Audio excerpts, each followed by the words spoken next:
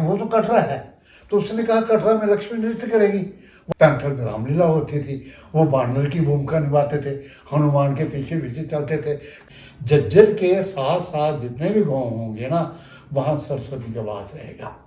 Panther से ही मैंने एक धरोहर के रूप में जो साहित्य साधना का मैंने प्रण लिया था, वे राजगुरु थे, महाराजा प्रताप सिंह के गुरु थे।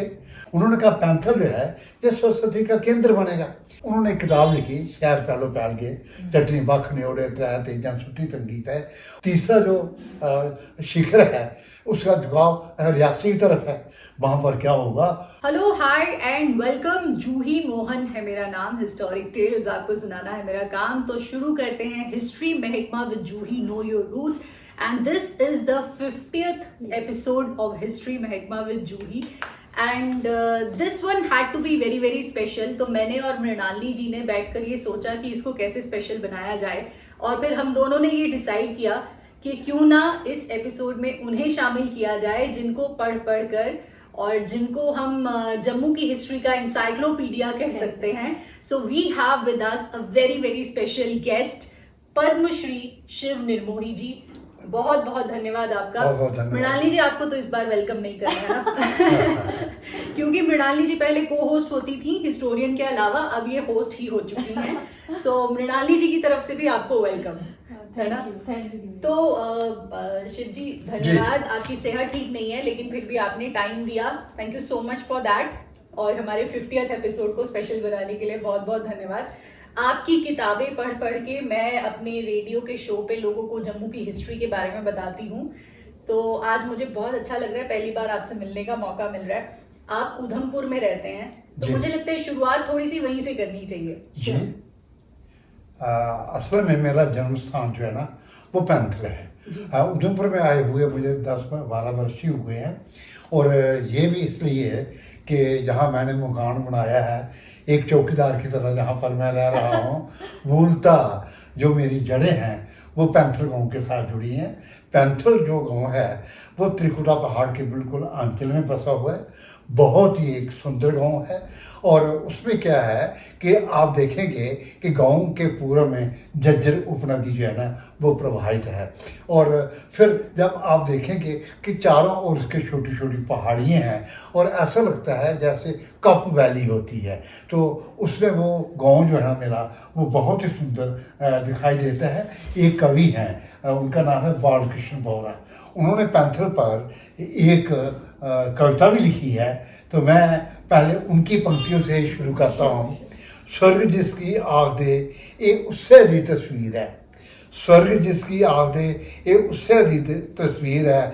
देवते दा बास इत्थे ठंडा मीठा नीर है, डुगर दी धरती दे दिखी ले सारे ग्रां, डुगर दी धरती दे दिखी ले सारे ग्रां, ये मन्ना पाओ तुसें गी पैंथल मेरा कश्मीर है। और कश्मीर को भी ज़्यादा अगर कोई सुंदर स्थान है तो मैं ये कहूँगा वो पैंथल है। तो उसी पैंथल में मेरा जन्म हुआ था 1937 में, और बेह में पढ़ा, बेह पर मैं लिखा, और वहाँ उन दिनों पहले प्राइमरी स्कूल हुआ करता था। तो गाँव का जो वातावरण था वो बहुत ही सांस्कृतिक था। वहाँ पर रामलीला होती थी, महिलाएं जो थी वो पर्व त्यौहार मनाती थी, हम भी उसमें बढ़ चढ़ करके भाग लेते थे। लोहड़ी का पर्व आता था, हम 1 महीना पहले लोहड़ी मांगना शुरू कर देते थे। रात होती थी, हम लोहड़ी जलाते थे, नाचते थे, कूदते थे। नवरात्रे आते थे तो जितनी भी कन्याएं मोहल्ले की होती थी वो इकट्ठे होकर के नवरात्रे करती थी। रुट राड़ों का फिर शाम को 8वें दिन राड़ों को चित्रने का आ जाता था, रंगोली जैसी होती थी। तो उसमें क्या था, बैसाखी आती थी, हम खूब नाचते थे, घूमते थे, फिरते थे, धाम धुनियाँ होती थी, पर्व त्यौहार मनाए जाते थे। इस तरह से पैंथल का जो एक सांस्कृतिक पक्ष जो था ना वो बहुत ही उन्नत था, उससे मैं बहुत ही प्रभावित हुआ। और सिर्फ मैं ही नहीं, वहाँ जितने भी मेरे साथी थे, जो मेरे सहपाठी भी थे, वो भी मेरी तरह आगे अग्रसर होते गए, पढ़ते गए, शिक्षा के क्षेत्र में भी आगे पढ़े। मैं सिर्फ 7वीं तक ही पैंथल पढ़ पाया, उसके बाद परिस्थितियाँ ऐसी बनी कि हमारा परिवार पंजाब चला गया, मैं मक्खू कॉलोनी में रहा। 8वीं मैंने वहाँ से की, 10वीं जो है ना वो मैंने फिरोजपुर से की। फिरोजपुर में भगत सिंह का स्मारक था, तो वहाँ हम लोग जाया करते थे। हमारे दिल में ये था कि जैसे भगत सिंह ने युवावस्था में अपने प्राणों की आहुति देश के लिए दी है, क्यों ना हम भी देश के लिए कुछ करें। हमारे दृष्टिकोण का हमने क्या किया कि भगत सिंह को पढ़ते थे, कई बार हम रोते भी थे कि एक ऐसी पीढ़ी, युवा पीढ़ी जिसने क्या किया कि आज़ादी के लिए आत्मोत्सर्ग किया, उनसे हमको बहुत प्रेरणा मिलती थी। हम ये सोचा करते थे जब हम बड़े होंगे समाज की सेवा करेंगे, देश की सेवा करेंगे, राष्ट्र की सेवा करेंगे। ये भाव जो थे ना, ये बचपन में ही, विद्यार्थी जीवन में ही मेरे में आ गए। और जब मैं 18 वर्ष का हुआ तो मैंने मैट्रिक प्रभाकर कर ली थी, तो मेरी नियुक्ति जो है वो हाई स्कूल हीरानगर में एक हिंदी अध्यापक के रूप में हुई। वहाँ मुझे मक्खन आलिमा का साथ मिला। वहाँ गोष्ठियाँ होती थीं, उन गोष्ठियों में विश्व समस्याओं पर विचार विमर्श किया जाता था। इससे क्या होता था कि मुझे भी पता चलता था कि कहाँ कहाँ विश्व में क्या हो रहा है, कहाँ पूंजीवाद पनप रहा है, कहाँ समाजवाद पनप रहा है, कहाँ शोषण हो रहा है। इन विषयों पर तब मेरी उम्र 18-19 साल की थी। मुझे भी लिखने की प्रेरणा मिली। ये प्रेरणा मुझे फिरोजपुर में ही मिल गई थी। आते आते ही मैंने 18 साल की वर्ष में लिखना शुरू कर दिया। बच्चों के लिए मैंने 5 किताबें लिखी। एक थी आदर्श लेखन कला, ये 1957 में मैंने लिख दी। उस पर मेरी उम्र केवल 19 वर्ष थी। बाल शिक्षा बोर्ड लिखी, ये भी मैंने बहुत छोटी। प्रगतिशील हिंदी व्याकरण लिखा, तो ये मल्होत्रा ब्रदर पक्का रंगा ने प्रकाशित की। इस तरह से स्कूलों में मेरा नाम जो था ना वो छोटी उम्र में ही आ गया था। फिर ये था कि मेरी रुचि नाटक में भी थी, सांस्कृतिक कार्यक्रमों में भी थी। तो फिर ये हुआ कि हीरानगर से मेरा स्थानांतरण जो है ना ये चिनैनी में हुआ। चिनैनी का वातावरण मुझे बहुत पसंद आया। वहाँ पर मैंने एक उपन्यास लिखा, तवी की लहरें। वो मेरे अपने जीवन पर था। तो वो छपा तो नहीं, लेकिन मुझे ये कहा गया कि इसमें बहुत दर्द है, पीड़ा है, लोग पढ़ेंगे तो उनको दर्द महसूस होगा, तो लोगों ने मुझे प्रोत्साहित नहीं किया। फिर मैं वहाँ से स्थानांतरित हुआ तो मैं आ गया रियासी में। रियासी में आकर के वहाँ एक साहित्यिक संस्था थी, साहित्य कारों की, कलाकार उसका नाम था, सोमदास गुरु ने उसका गठन किया था। वहाँ मासिक गोष्ठियाँ होती थी, मैं भी कविताएं पढ़ता था। उन दिनों समाजवाद का रंग जो था ना वो मुझ पर बहुत गहरा था। मैं भी बोलता था, किसकी धरती किसका धन, कौन अधिकारी जिसका श्रम, श्रम का कौन करता शोषण, क्या शोषक है पूंजी वर्ग का। तो इस तरह की कविता मैं लिखता था। जब 1962 में चीन ने भारत पर आक्रमण किया तो मैंने एक नाटक लिखा, उसका नाम था राष्ट्र जाग उठा। उसका मंचन जो था वो पहला रियासी में हुआ, दूसरा कटरा में हुआ, तीसरा बीआर कॉलेज जम्मू में हुआ। एक और मैंने नाटक लिखा छोटा सा, वो था नमा स्कूल। उसमें मैंने ये बताया कि नए स्कूलों की क्या आवश्यकता है और उनमें क्या था बच्चों को इसकी तरफ कैसे प्रेरित करना है, माँ बाप को कैसे प्रेरित करना है। बच्चों को माँ बाप स्कूल नहीं भेजते थे। तो ऐसे फिर मैंने वहाँ पर रहते एक कहानी लिखी, प्राश्चित। तो वो हिंदी में कहानी थी, उस पर मुझे पुरस्कार मिला, मैं बहुत ही प्रोत्साहित हुआ। फिर उसके बाद मेरा स्थानांतरण टिकरी में हुआ। तो टिकरी में जब मैं आया तो टिकरी में आकर के मुझे ये लगने लगा कि अब तो मेरा घर के पास ही है। मैं दौड़ करके जाता था, लहन के रास्ते टिकरी 40 मिनट में पहुंच जाता था। वहाँ पर मैंने डोगरी साहित्य सभा पैंथल का गठन किया और गठन करके मेरे जितने भी साथी थे जो कहानियाँ कविताएं लिखा करते थे, हमने एक मंच बना लिया। पैंथल का भाई ऐसा था कि वहाँ पर साहित्यिक वातावरण पहले से ही था। उसका कारण ये था कि पैंथल में स्वामी नित्यानंद जी 1935 में आ गए। वे राजगुरु थे, महाराजा प्रताप सिंह के गुरु थे और उनको ये लगने लगा राजमहलों में बैठ कर के मैं तप तपस्या नहीं कर सकता हूँ। उन्होंने क्या किया कि राजमहलों का परित्याग किया। पहले वो ज्ञानकोट में आए, चिराई को छोड़ा और उन्होंने पैंथल में आकर के अपना ये आश्रम स्थापित कर लिया। राज दरबारी आए, दरबार के लोग आए, उन्होंने कहा महाराज आपको महाराजा बुला रहे हैं, हरि सिंह जी बुला रहे हैं, महलों की रानियाँ बुला रही हैं, आप दर्शन दीजिए, आप महल छोड़ करके पैंथल में क्यों आए हैं। उसने कहा कि महलों में मुझे सुख सुविधा मिल सकती है, इसमें कोई नहीं, लेकिन मैं पैंथल में सरस्वती की उपासना करने आया हूँ और मैं जहाँ बैठ करके सरस्वती की आराधना करना चाहता हूँ। उन्होंने पूछा, स्वामी जी पैंथल में सरस्वती वाली क्या बात है, आपको ये सरस्वती का केंद्र कैसे, सरस्वती की भूमि कैसे लग रही है? उन्होंने कहा, आप त्रिकुटा पर्वत को देख रहे हो? उन्होंने कहा, हाँ देख रहा हूँ। इसकी कितनी चोटी हैं? उन्होंने कहा, 3 चोटी हैं। पहली चोटी की तरफ देखो। उन्होंने कहा, हाँ ये दिखाई दे रही है, मेरी कुटिया से दिखाई दे रही है ना? हाँ देख रही है। इसके नीचे से एक जलधारा बह रही है, हाँ बह रही है, झज्जर है। बस झज्जर जो है ना, ये संस्कृत सरस्वती की प्रतीक है। झज्जर के साथ साथ जितने भी गाँव होंगे ना, वहाँ सरस्वती का वास रहेगा। तो जो मध्य में शिखर है, वो शिखर जो है वो लक्ष्मी शिखर है। उसकी छाया जहाँ पर भी पड़ेगी वहाँ लक्ष्मी होगी। वो तो कटरा है, तो उसने कहा कटरा में लक्ष्मी नृत्य करेगी, वहाँ धन की कमी नहीं होगी। छोटा छोटा सा आदमी जो होगा वो भी लाखों में खेलेगा। उसने कहा, हमारा तीसरा जो शिखर है उसका झुकाव रियासी की तरफ है, वहाँ पर क्या होगा कि युद्ध वीर पैदा होंगे, वहाँ पर राजनीतिज्ञ पैदा होंगे।